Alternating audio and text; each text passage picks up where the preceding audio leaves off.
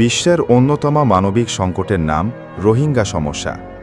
2017 সালের আগস্টে মিয়ানমারের রাখাইন রাজ্যে ভয়াবহ সহিংসতার মুখে জীবন বাঁচাতে প্রায় 7 লাখের বেশি রোহিঙ্গা পাড়ি জমান প্রতিবেশী বাংলাদেশে।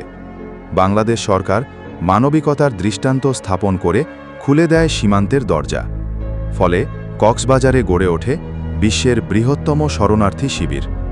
বর্তমানে এখানে প্রায় 12 লাখের বেশি রোহিঙ্গা বসবাস করছেন। তবে দীর্ঘদিন ধরে এই অস্থায়ী বসবাস রোহিঙ্গাদের জন্য যেমন অনিশ্চয়তা তৈরি করছে, তেমনি বাংলাদেশের জন্য তৈরি হয়েছে নানা অর্থনৈতিক, পরিবেশগত এবং নিরাপত্তাজনিত চাপ।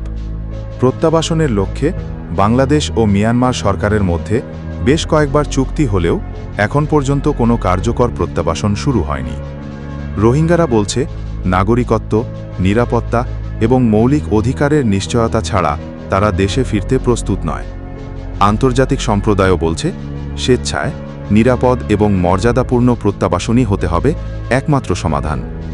কিন্তু মিয়ানমারের বর্তমান রাজনৈতিক অস্থিতিশীলতা ও জান্তা সরকারের কঠোর নীতির কারণে প্রত্যাবাসন প্রক্রিয়া ক্রমেই জটিল হয়ে পড়ছে।